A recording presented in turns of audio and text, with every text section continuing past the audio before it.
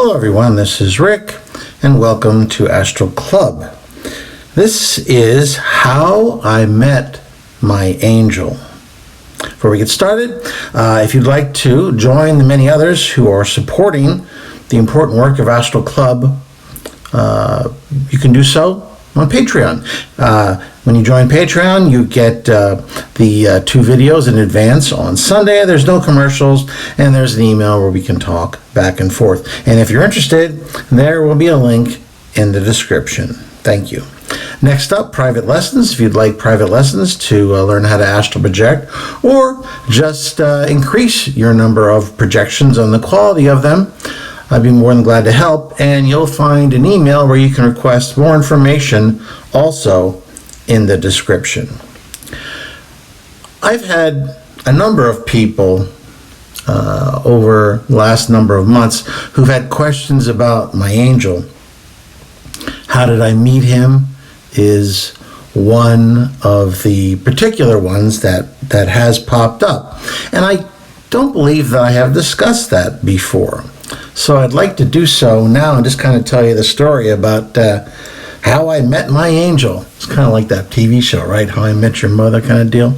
At any rate, I guess it goes back to the 1980s. Now, I had just left the Air Force, and I had started learning more and more about astral projection over the years, not only from my experience, but reading a wide variety of books. And I started encountering more and more the whole idea of guardian angels, guides.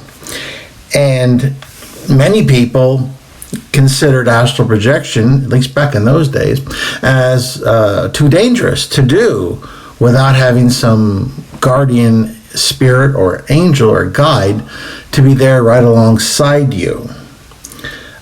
Even today, I've had people ask questions about, is your guardian angel, does he stick with you and take you places and what have you? You have to understand that when I started projecting, and pretty much my whole life up until my mid-20s, I had always projected on my own, and I didn't know that there was really any other alternative than going alone into the various astral planes. I was comfortable with that thought. Sure, occasionally I ran into unpleasant situations, but I was confident in my ability to get out of any problem that I would have. And just by my very nature, I'm not the first person to immediately request help. If I ask for help, it's because I have literally exhausted every other possible avenue of accomplishing a task that I need to accomplish. So it's not something that I take to easily like a duck might take to water. I fight it every step of the way. So it wasn't something that I'd ever really thought about, and even when I read about it, it never really occurred to me to actually request such a presence. It just didn't occur to me. I read about it, I was aware of it, but it didn't seem to be something that I really had a burning need to attract. Now, in the mid-'80s, I was kind of on a rescue type kick. I was spending a lot of time in the lower astral trying to help spirits to move on to a higher plane, ones that were stuck on the lowest level of the astral, which is a very bad place to be. It's a very unpleasant place to be stuck. And unfortunately, you can't be helped on the lower astral, and perhaps that's an interesting topic, but you can't be helped on the lower astral if you resist that help. Or if you go into your own little shell or your own little area of suffering, you can end up shutting out offers of help. And so it's very possible to be stuck in the lower astral. We've talked about this in the past, haunting various places for relatively long periods of time. So what I was doing at that point in time is I was going to, the worst, slimiest, bad energy places around, because that's where you could find, the lost and the tortured souls. Some of those folks you could help, some of them you couldn't. But some of the places I would go to see if any beings were crying out for help were hospitals. They're very places of suffering, unfortunately, and they attract particular energies that get stuck there. Graveyards was another one. Dive bars, crack houses. This was the mid-'80s after all. Slaughterhouses, and New York City. As I was going through these places, I remember one time I went into this bar, and it was kind of a yuppie bar at that point in time. It was relatively new because it had been built on the site of a much older type neighborhood bar, a dingier type bar. But that bar had burned down, and this new yuppie kind of bar had been built over top of the ruins.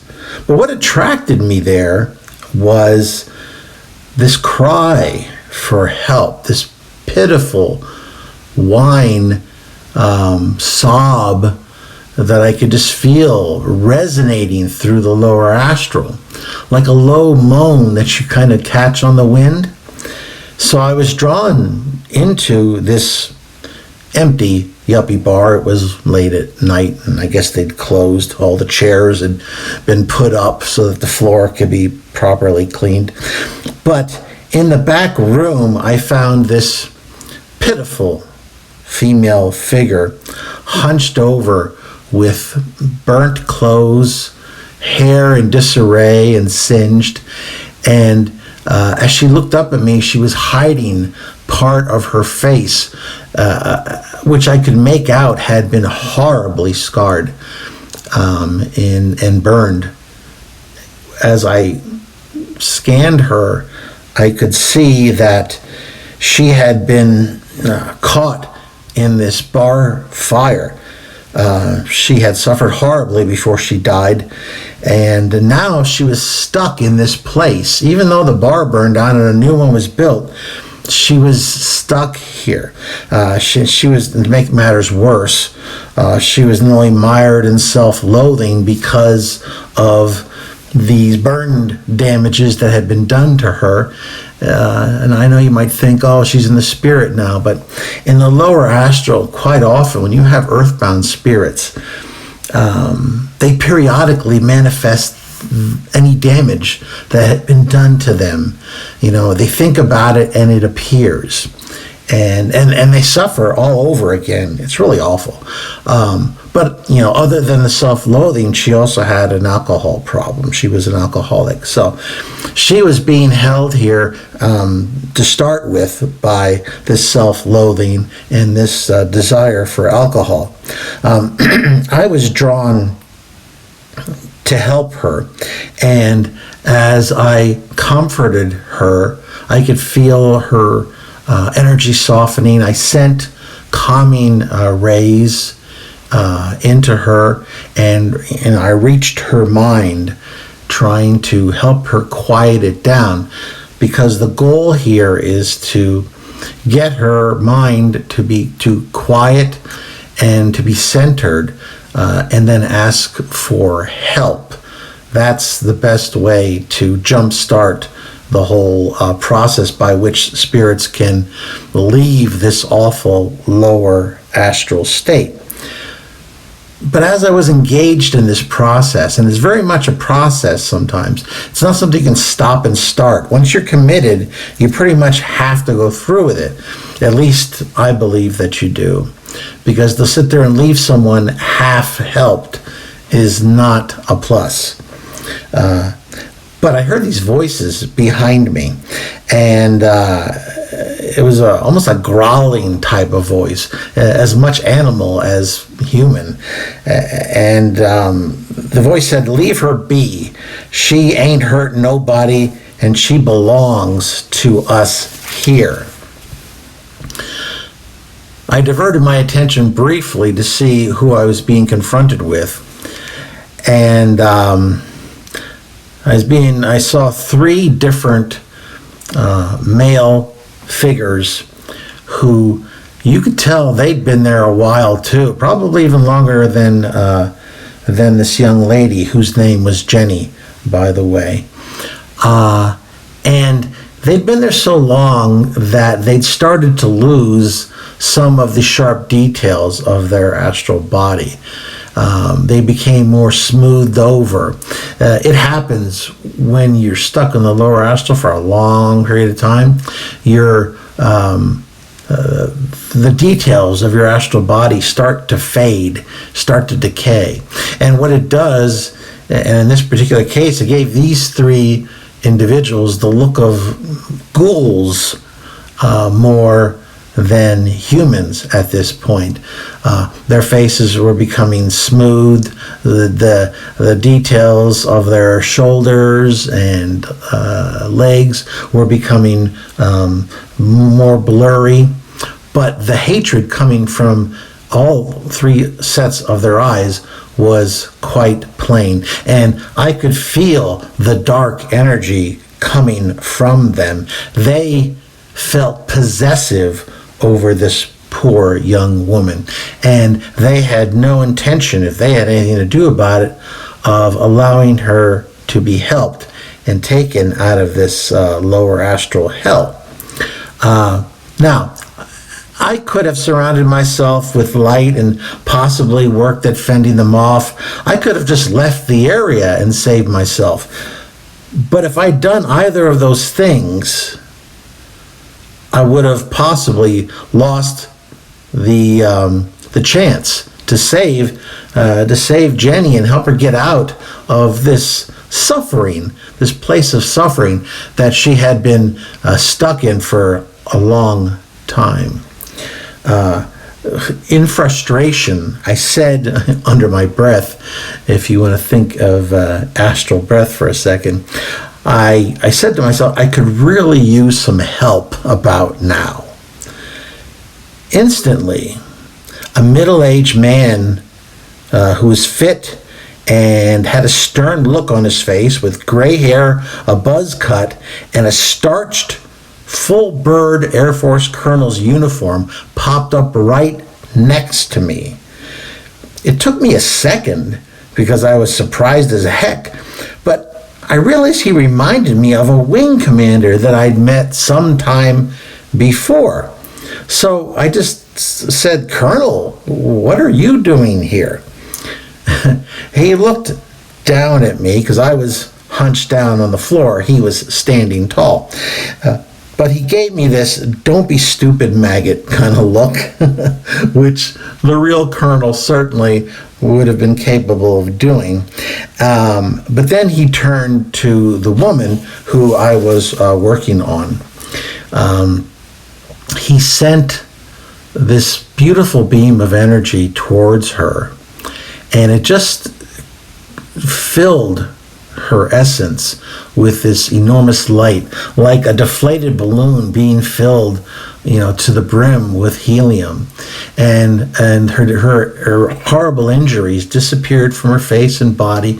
Her hair was neatly combed again. She was dressed back in that cocktail dress that she probably wore before the fire. It was red, and it was looking like probably her favorite dress once again.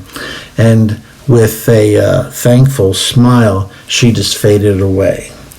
And whenever that happens, there's always this profound moment that just takes you and kind of takes you away for a while, and it fills you with that kind of positive energy too. After that, he turned to the wraiths that I had described that had been haunting that immediate area there and harassing me when I was trying to get this work done.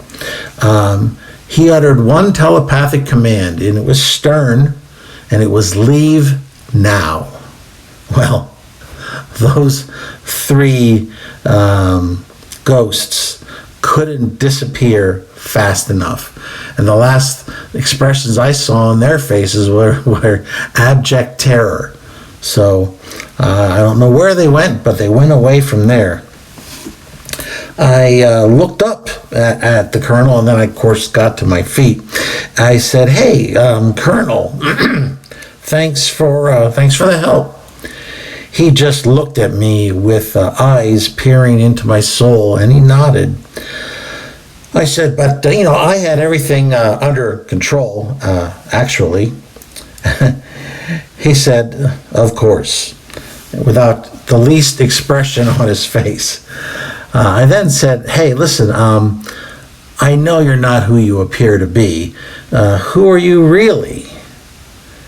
He looked at me for a minute and said, "I think you know."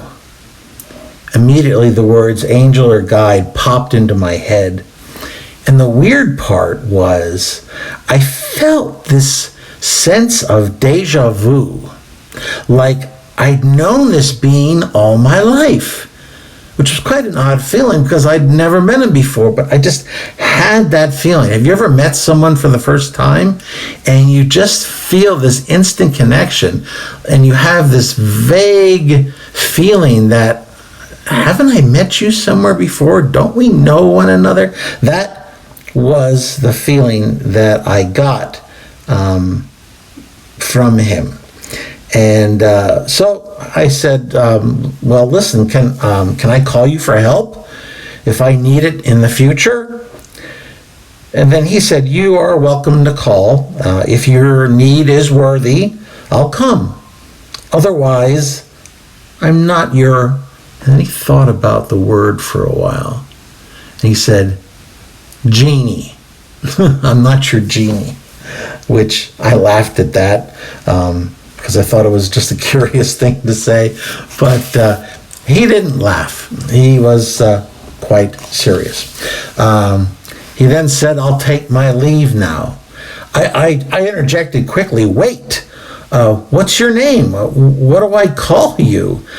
He said, "My name is blank, but you must keep that name secret as it has power."